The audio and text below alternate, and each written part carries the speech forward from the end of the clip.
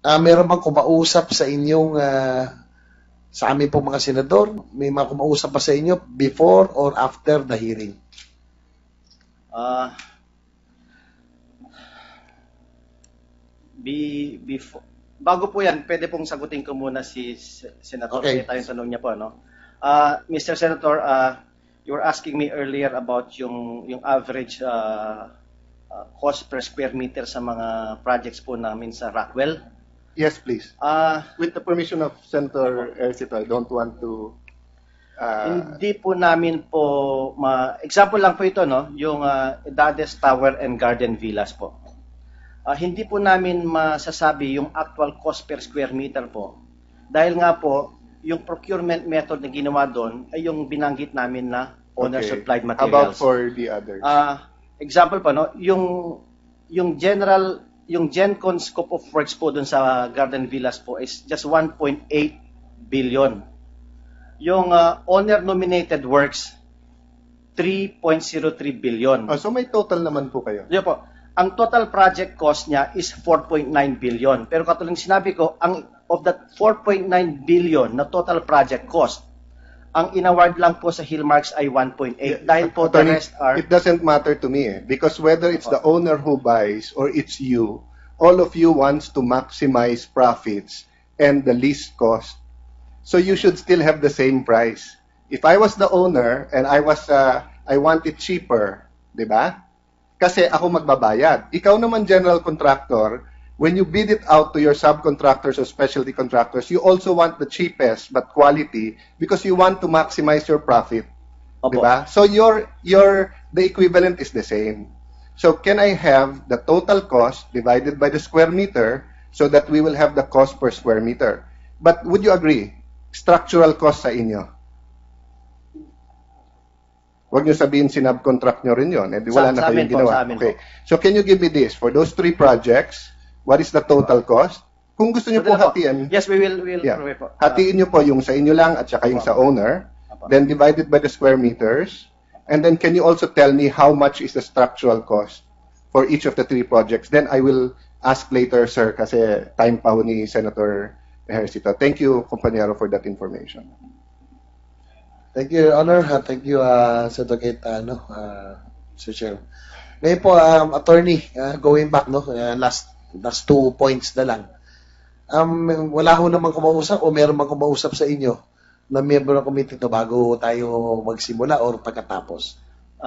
Meron po. Meron ho? Meron po. 4 lang ho kami nung nakaraan kasama si Senator 5. Nandito ho ba siya ngayon? Hindi ko po siya nakikita ngayon po. Ano po ang may sinabi ba sa inyo na ano na pag-usapan niyo?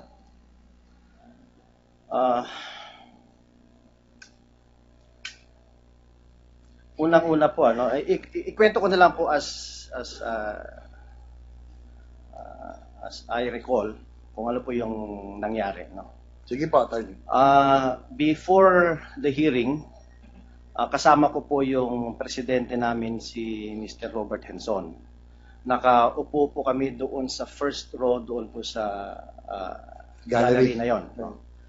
And then may nag-approach po na isang staff sa kanya, and then sumama po siya sa staff.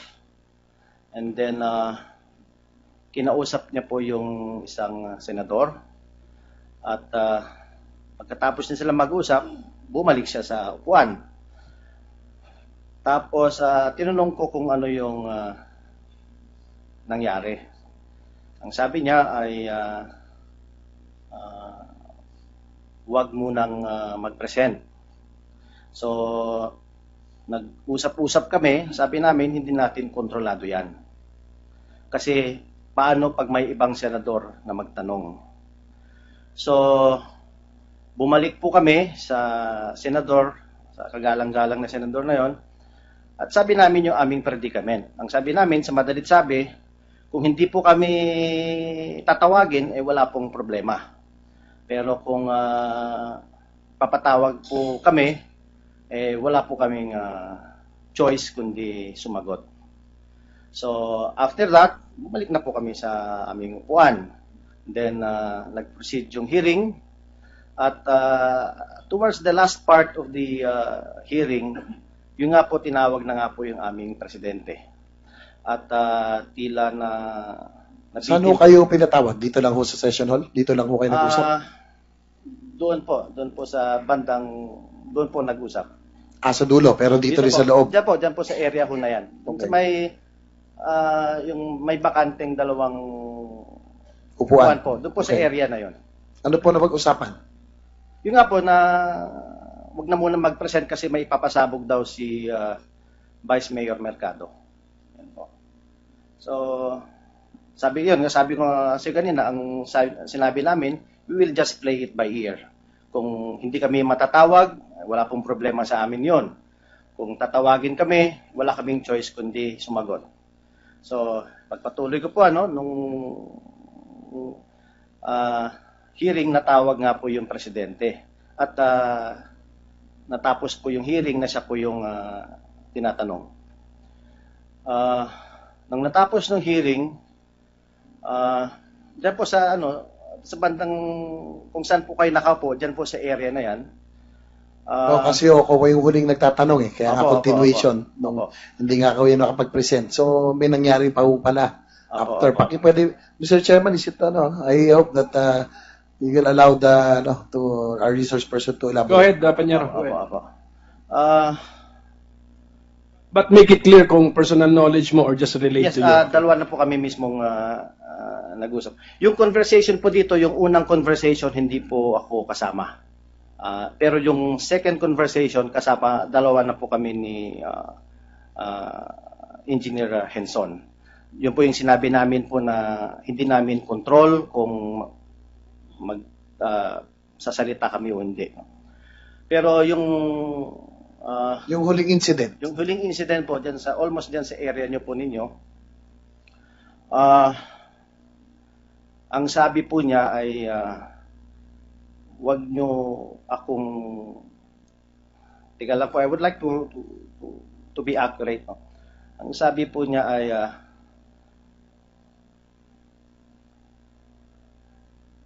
something like wag niyo akong sisihin kasi sinabihan ko kayo. Bubuhusan namin ito. So, yun po yung term niya. I do not know what he meant, pero yun po yung sinabi po. Bubuhusan? Opo. Bubuhusan namin ito. Something like that po. I mean, in context, I cannot recall how it was exactly said, pero in context, yun po yung naging takbo ng aming usapan. Ito pa, first sa inyong personal knowledge. Personal knowledge po kasi kami po mismo yung nagkausap dyan po sa Mr. Chairman, thank you. That's all. I'd just like to ask also Engineer Chanova before. So, Attorney, kung ito po hindi naman ho kayo natatakot na magpatuloy sa inyo pong testimonya sa committee ito. Hindi naman po. Mr. Chair, siguro mamaya na lang. Meron isang question na lang kay Engineer Chanova. Mr. Chairman, since na-mention yung pangalan ko, siguro maganda marinig yung... Actually, hindi na-mention ang pangalan mo. But, But, I will volunteer. I will volunteer. But if you feel alluded to, I feel go ahead. alluded Go to. ahead. With the permission of Senator JB. Go ahead. Kasi Okay, go kung, ahead, naman- Senator Trillanes. Okay, Attorney Paig. Sinabi ko ba sa inyo na gumawa kayo ng kwento? Hindi po. Hindi. Sinabi ko ba sa inyo na ipitin nyo kung sino man? Wala po. In Okay, fairness din naman po sa inyo. Dadagdagan ko lang po, yung usapan mo naman po namin ni Senator Trillanes dito po, it was very friendly. I mean, I'm not taking any sides po, pero Okay. just to be fair. Kuan ba? Actually, yung sinasabi ko sa inyo, I was trying to save you. I was trying to save all of you. Na sinasabi ko, kung magsasabi kayo ng totoo, we will protect you. We will make sure of it. Pero kung sasama kayo dun sa cover-up, wala tayong magagawa. Kaya sinasabi ko, mag-isip kayo. Di ba? Mag-isip kayo. Kasi, yun ang pinakamadali eh. Di ba, na paraan. Ngayon, kung tumataya kayo na magpe-presidente si Vice President Binay someday, tapos pag nanalo yun, hindi talagang suking-suki kayo lahat ng infra projects, it's also a gamble on your part. It's a risk. If you're willing to take that risk, fine. Pero sa atin dito, pagka lumabas that you'll be part of it, you'll be part of the cover-up, talagang bubuhusan natin lang lahat ng penalties of the law ay So, yan yung intention. Di ba? In fact, sinabi nyo nga sa akin na pumayag kayo, hindi na lang kayo mag-observe na lang muna kayo. Di ba? Kaso pinatawag kayo. You're trying to explain na pinatawag kayo. Fine. Kaso nga, kayo mismo ang nagsabi na hindi muna kayo magpe-present last week. Wala ako nun nung pinatawag kayo. Is that true, Attorney Paig? Ang na-observe ko po, nung nagsimula po si Engineer Henson na magsalita, wala po kayo. But, wala. Eventually, humabol ako. Di ba? So, nung nagsabi kayo mismo na hindi muna kayo magpe-present, wala ako nun. I didn't even try to stop you. Did I? Hindi. Di ba? Ngayon, I didn't even bother to watch. Kasi, I had an idea kung ano yung sasabihin nyo. You will justify yung presyo ninyo. Ngayon, lumabas dun sa actual measurement. Na-mention na ba yun, Mr. Chairman? Yung actual measurement? Going to the measurement, Hillmarks gave us a new number. Yes. So we have actually a fourth number as to the floor area. So, 32,700 yung sinasabi ninyo. Yung DPWH, ilan yung actual measurement na nakita ninyo? Please, Engineer Garces, can you state that for the record?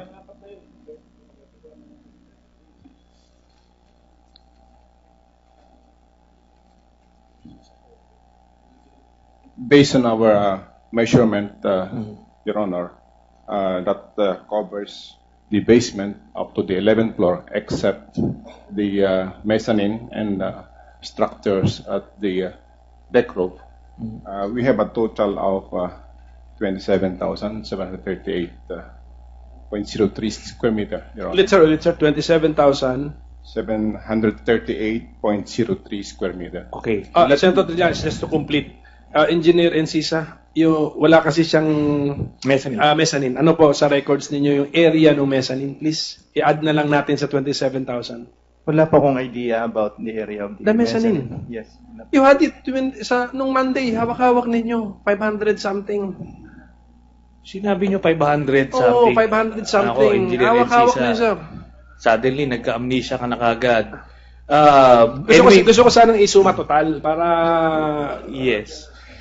I understand, Mr. Chairman. Kasi yung... sige, Senator Trillanes. Thank you, Mr. Chairman. Kasi yung mezzanine, yung gitna nun, butas eh. So, yung roof deck, wala dyan. Ilan ba yung per level? Ilan ang, yung nasa 11th floor?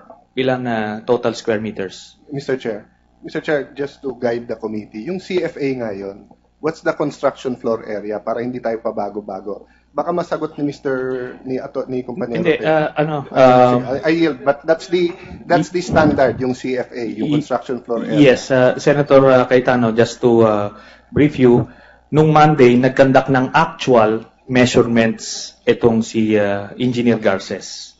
So, lumalabas 27,700. Yung 11th floor, ilan ang floor area nun? Yung 11th floor, Your Honor, is 2,066. 2,000. Okay. Your Honor. Let me explain, Your Honor, what we have done during the measurement. Hold that thought for a while. Itong 32,000 na sinasabi nyo, Attorney Paig, kasama yung roof deck. Kasama. O, sinama nyo. Okay, 27,000 plus 2,000, that's 29,700. Straight forward addition, right? Plus yung 500 na sinabi ni Engineer Encisa nung Monday na ngayon nakakalimutan niya, ilan ang magiging ano niyan? 30,000. So, merong nawawalang 2,000 square meters, Attorney Pei. Yan yon, ano? So, sabi ko nga, may mga milagrong nangyayari. Kaya ito, ginawa ng DPWH, nag-conduct sila ng actual measurement. Now, if you use that new number, 30,000, so you have 2.27 billion divided by 30,000, how much will you get? Kino-compute ho? Kino-compute? Mr. Chair, with the indulgence of my colleagues, kasi sila, tapusin ko na lang. Senator JB wants to regain the floor. Tapusin ko na lang with the indulgence of my colleagues. I'd just like to finish the that issue that was raised na parang nambully ako and I prevented a resource person from presenting. So maliwanag 'yon. Wala akong sinabi sa inyong to distort anything o mang-ipit kahit kanino. Wala po. In fairness to you po. Wala. Okay? So, ngayon. Nasabi ko na po yung nangyari and yung kinento ko po, hanggang doon lang po talaga yung nangyari. Okay. So, gumagawa lang ng iskandalo ito si Vice President Binay doon sa kanyang press conference. Okay? Well, anyway, thank you, Mr. Chairman. Thank you, Mr. Chair. Senator Ejercito. Anyway, if you accorded, Mr. Chair, if you accorded guarantee of safety also to other resource persons, I suggest likewise, in the spirit of fairness, I suggest also all resource persons be protected by this committee. Mr. Chairman, I will object to that. Dahil sino nga katakutan nila? Yung Vice President nasa likod nila. Di ba? Vice President and potentially President of the Republic. Kaya nga, kampanting-kampante sila eh. So, why would we spend resources on these people? So, I will state my objections, Mr. Chairman. But Mr. Chair, with the indulgence of my colleague, talking to all resource persons is not a proper decorum in a hearing like this. So just in the spirit of fairness, we have to protect all resource persons in this committee. If I heard Attorney Pei correctly, you said friendly. Your conversations with that senator were friendly. That area, yeah. yes, Your Honor. And actually, the third conversation was after the session. So it did not actually affect whatever was stated during the session. Because it was after, tama? So, well, anyway, we will take note of the motion of Senator Ejercito, especially if you will approach me, the chairman, after the hearing that you are asking for security arrangement. Okay, so we will consider that. Mr. Chairman, I think there was a motion made and there was an objection. So I think we have to divide the House. Mr. Chair, just Chairman. to clarify, Okay, with the indulgence of my two very good friends senators, let me just clarify. The other witnesses were afforded protection because may threat sa kanila. So just to clarify the motion, Attorney Pig, do you feel na may threat sa inyo? Wala naman. Oo. So, may I appeal to Senator Ejercito? I will vote for protection if they feel threatened, but they do not feel that's my point. threatened. In case there is any resource person asks for any protection, then that's the time we will. Pero gusto ko lang po sanang Sige, Attorney Pei, continue. Nabanggit po kanina ni Senator Trillanes na sino bang kinatakot-takutan nila kasi ang Vice President ang nasa likod nila. Mawalang galang po, tinatanggi ko po yun. Pumunta po ako dito as a representative of Hillmarks, hanggang doon lang po. At yung statement ko po tungkol sa naging usapan sa isang senador, it's on my own volition and ano lang po yun. I'm not influenced by anyone. Sige po, clarified na yata yun. Yes. Senator Trillanes. Yes, Mr. Chairman. Thank you for that clarification, Attorney Pei. I will withdraw my objection if it was just a request by Senator Ejercito. So, but I would like to subpoena all the members of the Board of Directors of Hillmarks for the next hearing, Mr. Chairman. Thank you. I so move. Attorney Pei, can you give them advance notice that we want them all here on September 11? Board of Directors. Yeah, the Board of Directors, especially the Chairman, Mr. Canlas, and the President, Engineer Henson. Can I appeal if you can just send the Yes, we will the send. responsible officers of instead of the entire Board of Directors, Your Honor. That is the motion, Mr. Chairman, and I will stand by that motion. I will not accept representatives, Mr. Chairman. In fairness to them, Senator Trillanes, may we tell them beforehand what information we want to get from them? Mr. Chairman, just as the relevance at kumpanyero, as we know, ang officers naman nagpapatakbo, di ba? But anything that has to do with finances, pupunta sa Board of Directors. Kaya kung nagkalagayan dyan or nagka-overprice o hindi nyo binayad yung tamang tax dahil malaki kita nyo, the board will know. Hindi po ba, Attorney? I think that's why my colleague wants the Board of Directors here because the financial reporting will be done to them. So if one of the board members sees, yung isang building na 1.2 billion lang dapat, 2 billion, magkano kinita natin dyan? Okay, with that clarification, Attorney Pei, because of that reason, that is the reason why they are all needed here. But Okay, Mr. next Chair, Thursday. what's the purpose of I think that the key officers are more important or more relevant than the board members itself. Well, actually, if they are present, then they can state the extent of their personal knowledge over transactions which could possibly be divulged. So mabuti nga actually it's to their best interest that they be present next week. Okay, so we will send invitation or a subpoena if necessary. Okay, Siguro my last point. so I can be excused already. Anyway, kay Engineer Hitchenoba, tanong ko na lang ho kanina kasi nakikinig lang ako kanina sa inyong mga salaysay at base sa inyong mga sinasabi kanina, marami ay kausap nyo at katransaksyon nyo ko, kausap si Engineer Morales, tama ho ba? Tama po. Kaya lang, ang siguro, masabi ko lang, Engineer, sumakabin ng buhay na si Engineer Morales. Kanina, base sa inyong nabanggit. Opo. Kasi, Mr. Chairman, kapag napatay ang tao, madalas yun ang pinakamadaling ituro.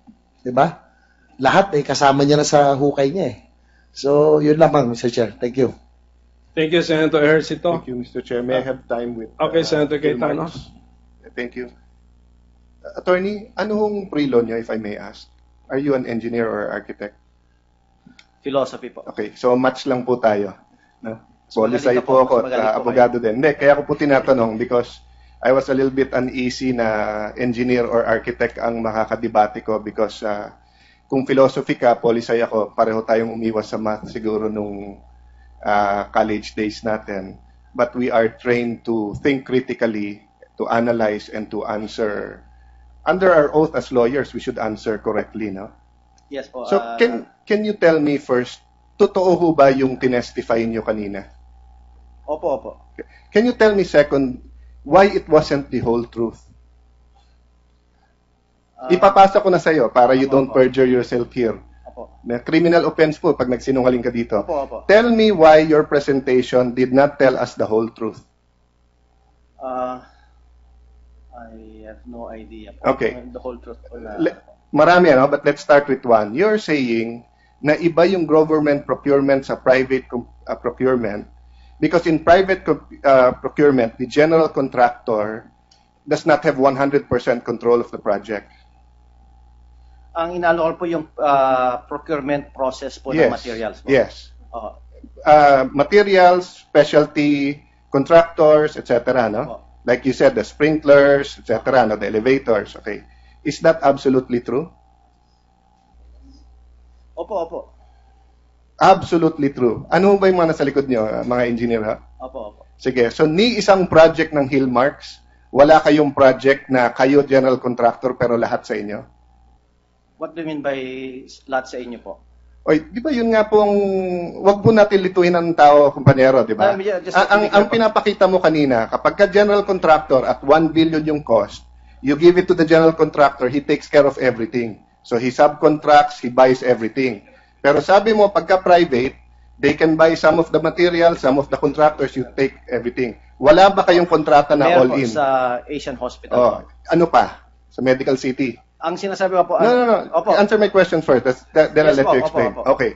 So your presentation wasn't absolutely true. Because you made it appear to this Senate, hindi po ba, na it's always that way. That's why it's always cheaper.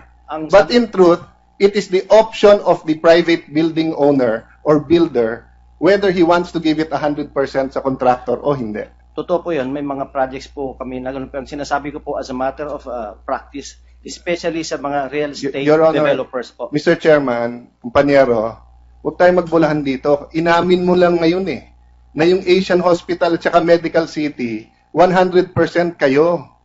Hindi nyo sinabcontract.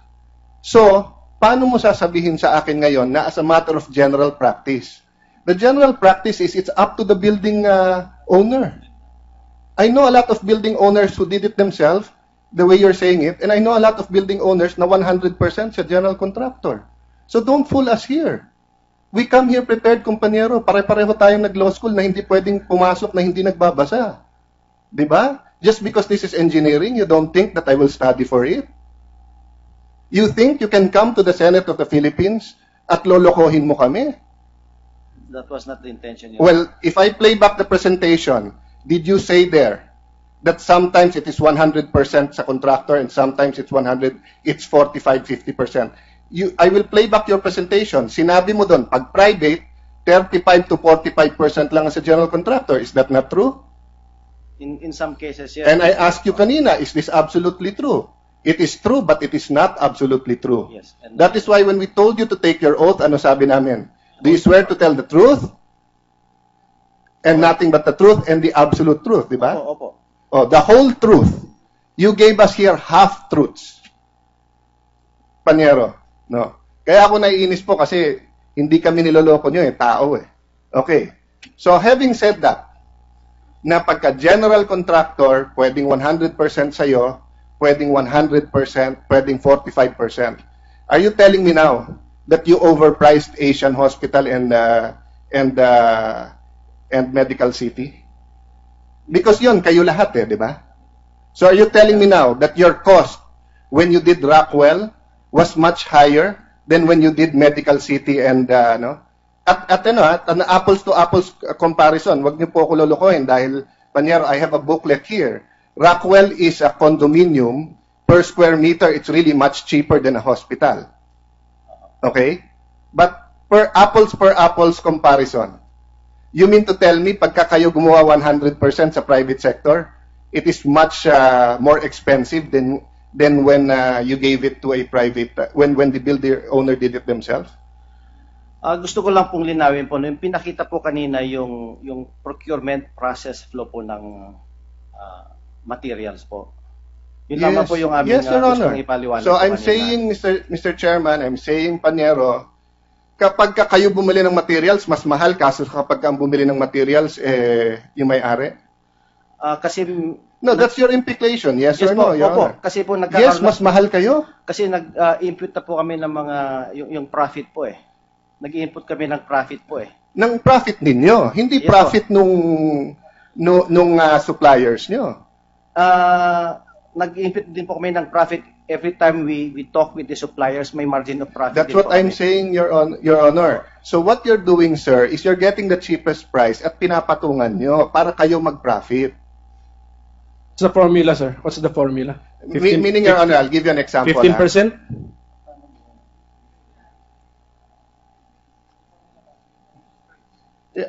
Mr. Chair, it's the same Whether you profit or not, because total cost ang pinag-uusapan natin medyo niloloko tayo sa math, Mr. Chairman Sorry, Panyero, but that's my conclusion.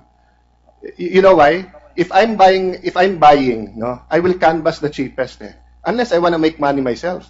That happens. Because if I'm president of the corporation, I want to buy it myself, but the subcontractors will give me a kickback. I will tell my board I want to do it myself. I'll do that. Diba? But if I give it to you at kayo kakonsyaba ko, you can also give me a kickback. But if we want the cheapest price, what do? We canvas. You canvas, what else? You bid it out. Nagbibidding din kayo, hindi po ba? Opo. So halimbawa po, sa Asian at saka sa Medical City, did you not bid out all the materials? Yeah, we did. Okay. Can I ask you this, Panyero? Do you use this, the DLS? Personally, I'm not familiar with that. Yes, because you're not involved in the engineering aspect, no? Okay. If I get you as a lawyer, wouldn't we ask around kung magkano ang lawyers? If I get you for an annulment case, or my wife is listening, not an annulment case. If I get you, for example, because I want, I had a fight, no, and they filed a criminal case against me, and I need a criminal lawyer. Don't we have an idea among us lawyers how much a criminal lawyer will cost? Cheapest and more expensive and average, hindi po ba?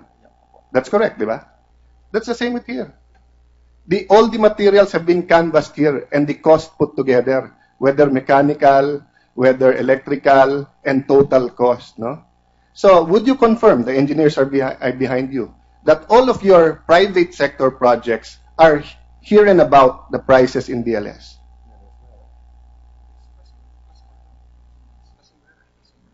I will subpoena your records and compare them, so you better tell me the truth. Here and about, meaning 10-15% lower or higher.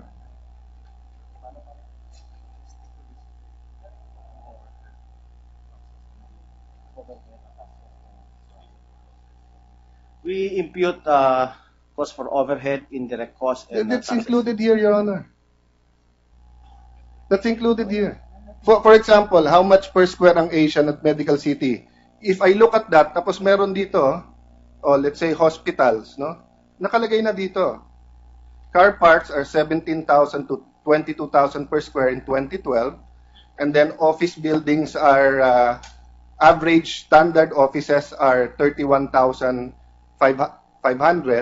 High rises are around 43,000 to 49, and then hospitals are much more expensive, no? So if I look at the prices here, more or less it will be the same, di ba? And isn't it true, Your Honor, you were explaining a while ago about the foundation. Let me go to that, no? So first of all, Mr. Chair, let me establish that the part that he was saying that iba yung government procurement and private procurement is pure. I cannot say the word, masesensor tayo ng MTRCB, but it's not true, no?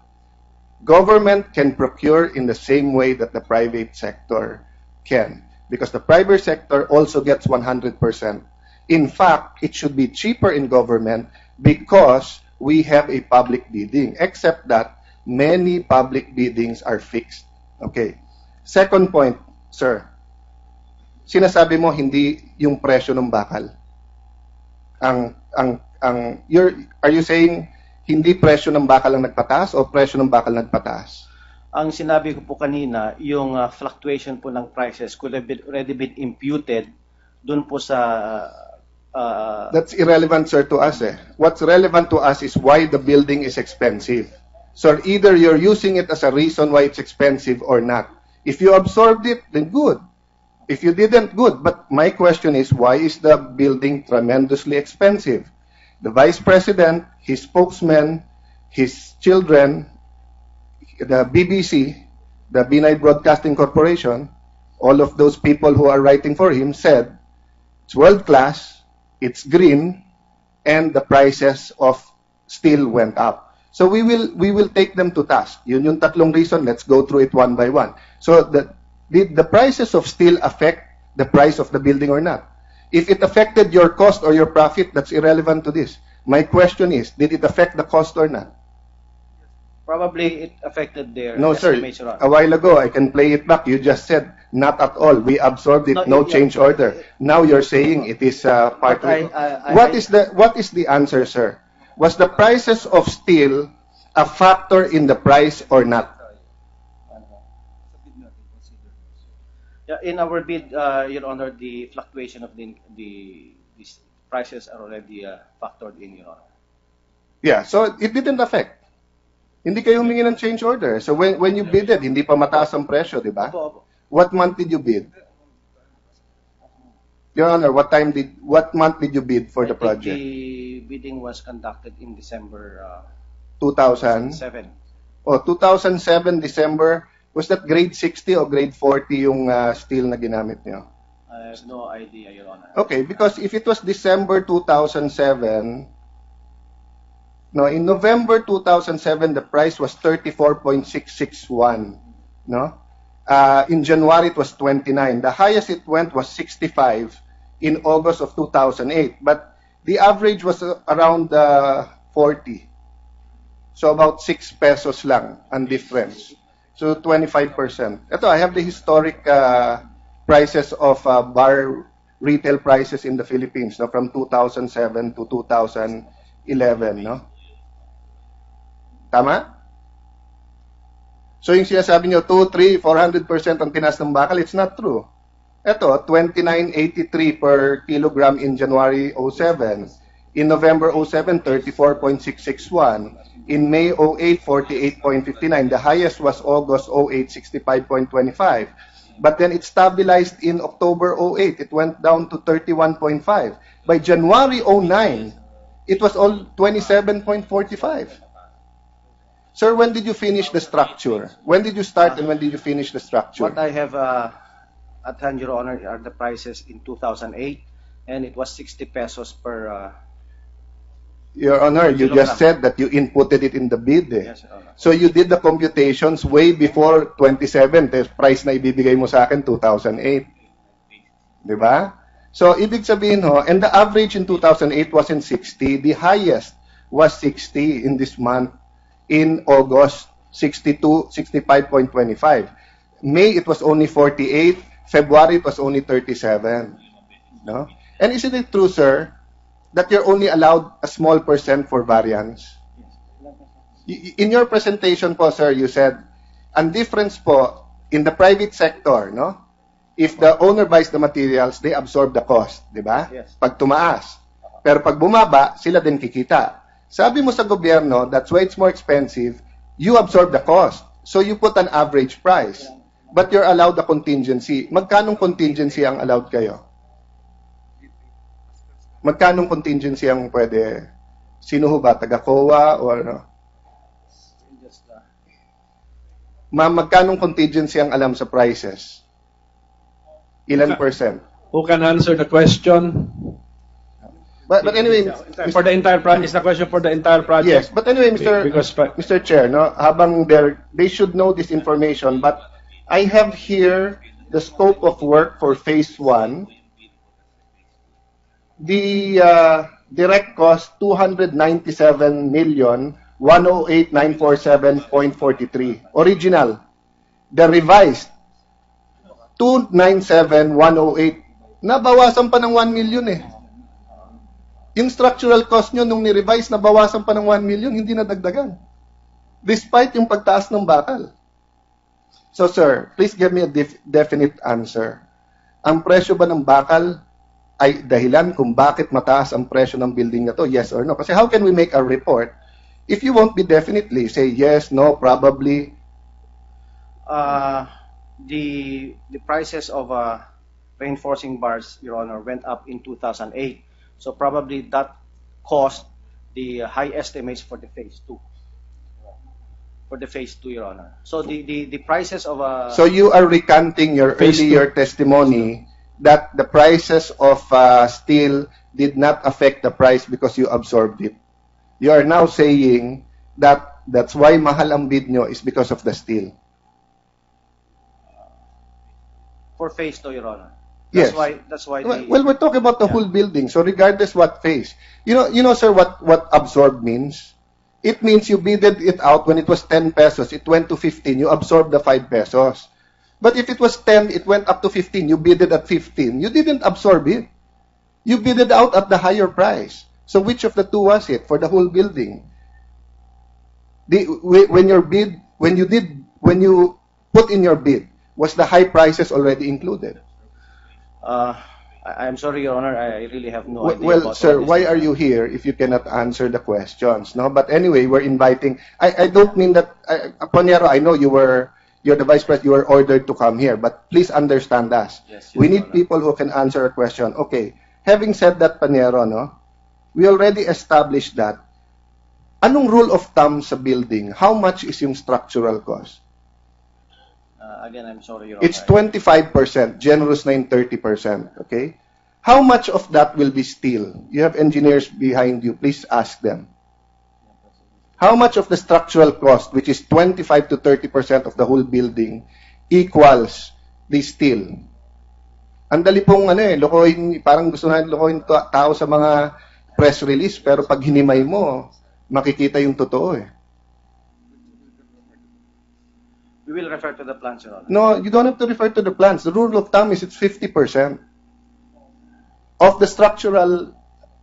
So meaning kung 25% ang structural mo and 50% out of the steel, and it goes to 100% increase or 100% increase, the whole building cost will only go up 12.5%. You were saying from 29.40 to 60 pesos, that wasn't 100% increase. Okay? So don't tell us that the building will go from 1.2 billion to 2.2 billion because of the prices of steel. So let's now go to the pile drives and to the sheets, no? The piling, no?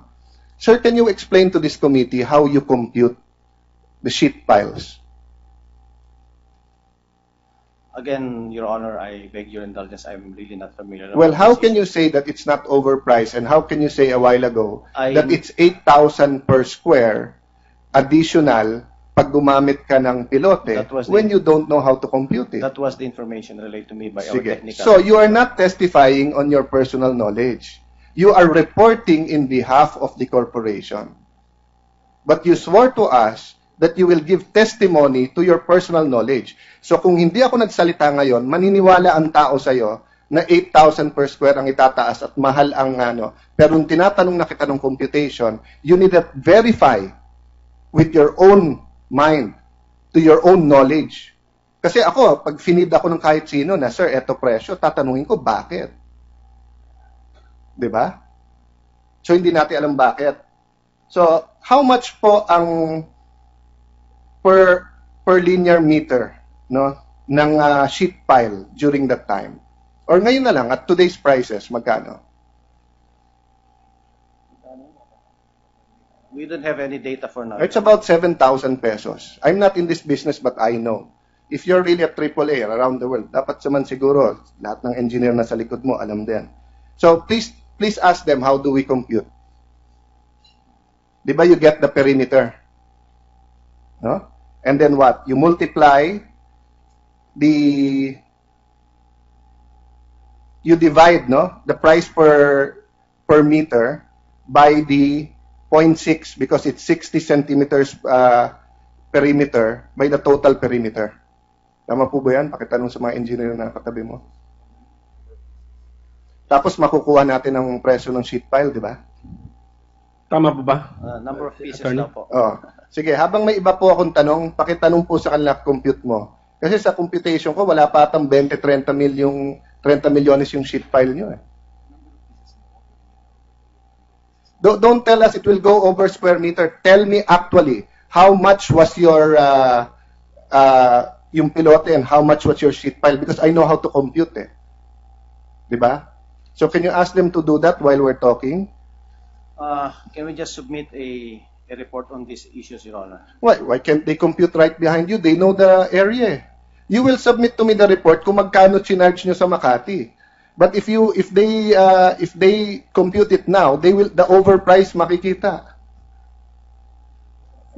Do you have, Attorney Peig, do you have with you engineers familiar with the project? No, Your Honor. Wala. I thought engineers yung nasa likod Oo mo, nga, no? engineers But kasi they're not familiar with the project itself. You do not know the perimeter of the project? We don't have the You data. come here to the Senate, bring a presentation saying, sir, hindi to overpriced, class A kami, we are, etc. Then you don't know the perimeter, you don't know how much, etc. Then you expect the Filipino, ano sabihin, political lang yan? Kasi politika lang naman si Cayetano at si Trillanes. You have an engineer willing to be placed under oath to testify, to answer all of the questions of Senator Cayetano? Meron kayo dyan? We do not have the data for now, Your Honor. Well, you come here to talk about the Makati building, and you're saying it's not overpriced, but you do not even know the CFA, you do not know the perimeter. Then how do you know, attorney, that it's not overpriced? Let me ask you the same question I asked Mayor Junjun. And he answered me directly that it may be overpriced. So now that you do not know the computation, etc., can you tell me 100% ka na hindi overpriced? Don't look, no Yeah. cheating, sir. Don't look at your seatmates. Kayo po. What I said, How can you tell me that it's not overpriced if you don't know the computation? What I said, Your Honor, if I recall it correctly, it is the price of the Makati parking building is comparable. No, we'll go to that, sir. Wala pa ako doon. So, is this correct? Can I assume this? You were told by your boss to testify that it's not overpriced, but you do not have any personal knowledge whether it is overpriced or not. Because you do not know the computation, eh. Hindi ba ho? And Mr. Henson is an engineer. Tama po ba yun? Yeah, So please he answer. would really be more knowledgeable. He should have been Yes. here. I'd like an answer, attorney. I'm not Panyo. telling you to tell us it's overpriced. I'm saying wala kang impormasyon to make a conclusion whether it's overpriced o hindi. Panyero, answer the question. Yes, Your Honor. Yes, what? Yes, you cannot make a conclusion. Yes, Your Honor. Okay. They will not take it against you. Based on my personal knowledge. Personal May- knowledge, yeah. Based on your personal knowledge, Yes. hindi ka makakano. So you're not saying it's overpriced, hindi, but It's based on too your, it's you too cannot. So you cannot say to this committee on your personal knowledge, it is not overpriced because you do not know the computation, you do not know the specs. Okay, now we'll go to the comparison. Can you tell me, Panyero, why office buildings are more expensive than car parks? Because there are more details, Your Honor. Meaning? There are more walls, there are more the tiles, fixtures. Your Honor. Okay. You compared the Makati parking building to what kind of offices? Hindi ba opisina lahat yon? You showed the Batasan Annex. Do you know every congressman has his own bathroom? Puwera pa ho, and every congressman has 2 rooms and a bathroom and a kitchenette. And aside from that, hindi po vinyl, kung hindi tiles at meron pa ho atang marmol o granite. And aside from that, yung pong floor ay may CR. Di ba ho? Di ba? Tapos ilan ang elevator ho doon? Sinek nyo ba? Dalawa po yata. Saan yun? Sa marami kang building na pinakita. Sa Mitra Hall po. Sa Mitra Hall, no? So, how can you tell me that you are comparing apples to apples? We compared the parking building to condos because condos are more expensive. So kung ang building na to ay 2.2 billion, samantalang ang condo na mas mahal, na 40 floors ay 2 billion lang, ergo mahal to. So it's a logical conclusion. But you're comparing a cheaper building to a more expensive one, and then you're saying because the price is almost the same. Secondly, sir, you use the NSO adjusted price. But your client himself, no? The mayor is contesting the NSO, and you do not adjust price. You use this. You get the 1998 prices, and you get the quantity, then you compute using this. So yung pinakita niyo ho sa amin will not hold up. It is what George Bush and Dan Quayle before called fuzzy math. You show some math para mukhang totoo. Pero that amount will not hold up. Hindi po ganun ang pagko-compute. That's why sabi ko nga po, tell us why it's not absolutely true. Did you compute using today's average cost? Did you do that? Sa ibang building, sa Mitra Hall and everything? Hindi, di ba? Sa NS nyo ginawa dahil lalabas na mas mataas yun eh. Oh. Di ba? Tinignan nyo ba ngayon kung ilan square meters yon, tapos dinivide mo their cost kung magkano kung today? Yung Torre de Manila ho, tale of 2 buildings. Habang naghihiring tayo, naghihiring din yung Torre de Manila. 40 floors. 1 billion ang nasa building permit nila. AAA ang DMCI, ang gaganda ng gawa nila. So, yung inyong ginawang parking building can make 2 Torre de Manilas. Wag lang sana dun sa likod ni Jose Rizal, no? Pero we could have put 2 buildings like that. Sir, I asked you to compute magkano yung sa Hoya building, no? How much lumabas per square meter?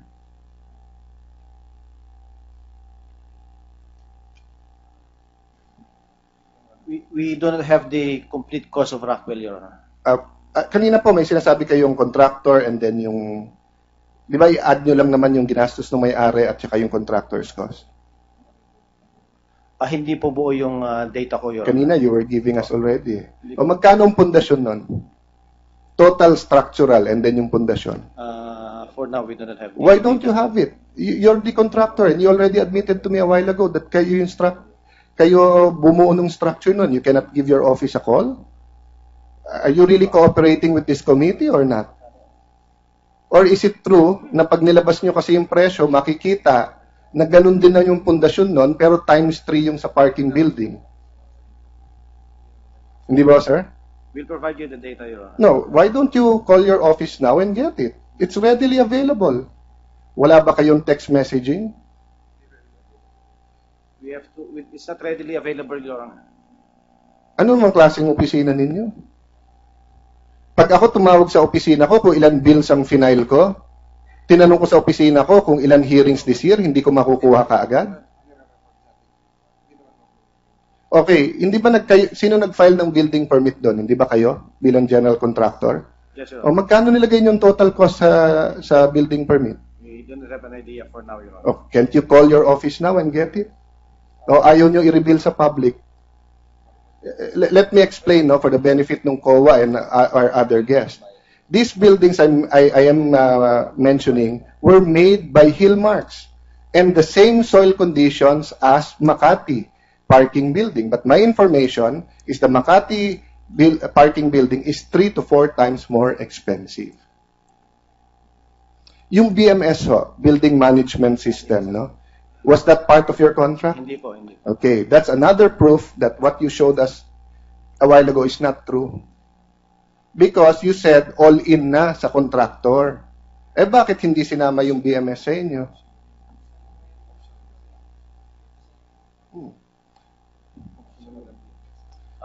Kasi po optional po yung BMS. Oh yeah, so kaya nga mali po yung inyong presentation Hindi kanina. po siya kasi talaga component ng Hindi, building. component po ng building ang BMS. It's an optional component, Your I know.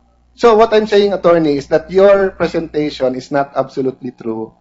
Because even for government biddings, the city government or the national government can choose. They can say, we will supply this, or we'll get a subcontractor. And that's what they did for the BMS. Oh, let me go to another thing. Was it really just a car park or parking building, or was it really half offices, half car park? Basta base po sa aming bidding documents, it is classified as a Makati parking building. Okay. So it was a parking building, then you modified a few floors to make it offices. Tama po ba? We just followed the designs and specifications provided to us by the local agency. Okay, then what are the designs and specifications given to you? Was it specifications for an office building, or was it a specification for a car park building? Then later on, they decided to use some floors as an office. Magkaiba yon dahil iba yung cost ng dalawa. From the start, Your Honor, may mga offices po sa Okay. So how come it's not ready for the urban development and they have to spend another 350 million? Hindi ba sa lahat ng ibang ginawa niyong buildings, even sa hospitals, even sa Rockwell, kompleto na lahat yon? Pati yung room for the server, pati for the backup generators, kasama na lahat yon, di ba? Hindi po kasi ganun yung design na binigay sa amin po. Okay. So, mali ulit yung presentation mo kanina. Di ba?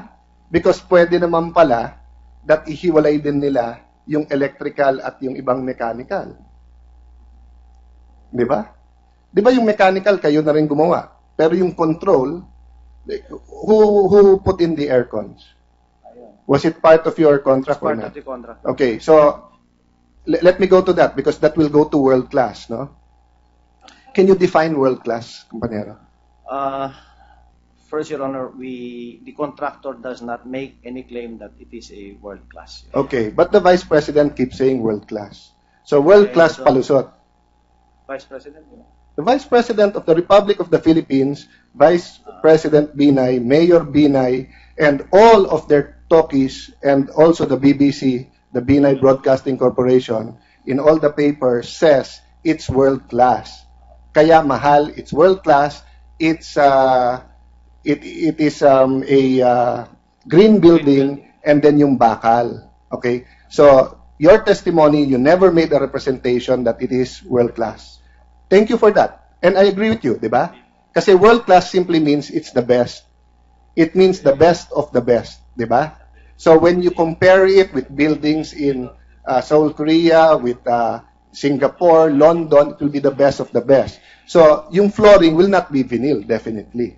Because vinyl is not world class. It's ordinary. Excuse me, President Rivera. For the record, the contractor says that you are not claiming that the parking building you built is world class. We do not make any claim, Your Honor. They do not Okay. make any claim. No, that's honesty and that's true. Wala naman sa kontrata. We are not also saying it is not world class. Okay.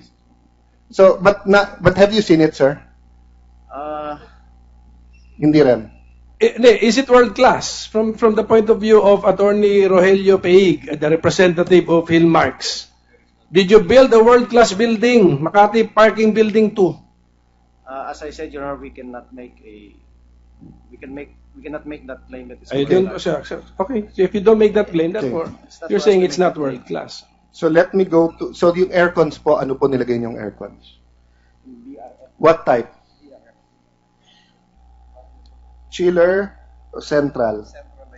Was it BRF? It's a centralized BRF air conditioning system, Your Honor. Magkano po siya? Can you share the computation? Di ba may computation yan kung magkano? We do not have the data for now, Your Honor. We'll check, Your Honor. But looking at the number of floors, walang 100 million yan. No? I cannot say, Your Honor. So you chose the centralized.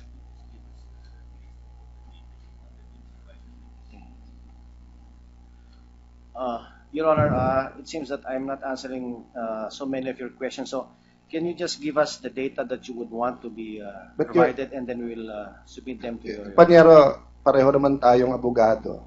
We know that sa korte, it's not in front of the public and ang daling mag-press release. But when we're in front of the public, nahuhuli kung sino nagsasabi ng totoo o hindi. And then we will submit... That's why you don't give the person that you're going to cross-examine the advanced questions. But we told you we will ask you about all of these aspects. And they decided to send you. And you're a good speaker. But you're like me. You're a lawyer. You were not engineers, no? So the last question, sir, and this one is partly legal, no? Is it a certified green building? As already said by our president during the last hearing, Your Honor, it is not a certified green building because it did not go through the process of certification, but it has some features of a green building. Yes, some features, di ba? So, kung sasabihin mo, Mercedes ba yung kotse mo? Hindi, sir. Pero yung busina ko, Mercedes. Di ba? Yun ang ibig sabihin nun eh. Kaya wag natin lokohin ng tao na Mercedes ang gamit ko, pero yung busina. Di ba? Okay. Well, kung bulag ang niloloko mo, edi siyempre, pag bumusina ka, sakay ka, Benz, pwede. Pero kung yung publiko, okay. But assuming you went through certification, because the Zwillig building, if I'm not mistaken, Mr. Jackson, it's the highest category of the green, of a green building, correct? Yes, Senator, the Zulik building has a platinum certification under the LEED rating system. Okay, and the certification process starts from the time you purchase materials, correct? Until you finish and then they complete. So it's a very strict certification process, correct? Sorry, Senator, could you repeat the whole question? I only caught the last piece of that. I was saying, sir, that the certification process starts from the purchasing of materials, am I correct? Or the process starts right from the design inception. Once you start to design the building, design and construction come under the certification process. So even before you start building the building, you know whether it's a green building or not. That's correct, sir. In the Zulik building case, the building was pre-certified prior to construction starting at gold level. Okay. So let me go back to you, sir, but one more question, attorney. No? What is the difference in price of a non-green building from the minimum certified LEED or Verde green building? Again, Your Honor, I'm sorry, How about the gentleman behind you? we don't have data for that, Okay. Your Honor. Mr. Jackson, would you have any idea? Well, someone told me it's about 7% of total cost, 7 to 10%. The least certified LEED building to a non-LEED building. Senator, based on my experience, that percentage sounds correct. Can it go, I mean, have you heard of a building that just because it was green, just for that, no other factors, but because it's green, because it's LEED certified, it'll be 100% more expensive? It wouldn't be 100% more. Okay. So, attorney, I'll go back to you. This building is 3 times more expensive. So, if it's not the steel, and it's not world-class, and it's not the green, why is it so expensive? Maybe I'll stop at that. If you can answer, good, but I think yun pa rin ang tanong. But thank you for not answering. Politika lang yan. Well, Attorney Paig, as Representative Philmarks, no,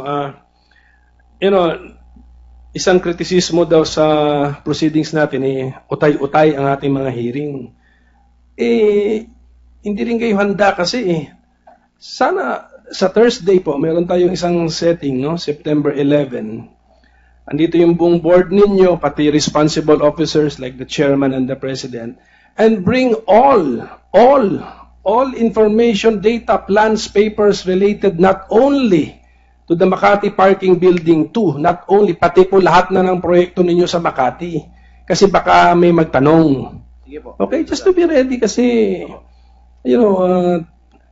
well, anyway. Biglaan lang po kasi yung biyahe nila sa Hong Kong and I have to... Yes, okay, we understand. Mr. Chair, if I may interject. Yes. Sir, bago nila asikasuhin yung nawawala nilang kontrata, asikasuhin nila muna to kasi anti-graft of plunder to. Kung makukulong sila, baliwala yung kontratang mawawala. If they can explain, good. If they cannot explain, this will fall the very least anti-graft and maybe plunder because it's by phases and above 50 million. No? Mr. Chair, with your permission, I have a picture pala of the Zuilig building. And if I may just ask Mr. Jackson how much per square meter it costs. No? And can you describe this building, please?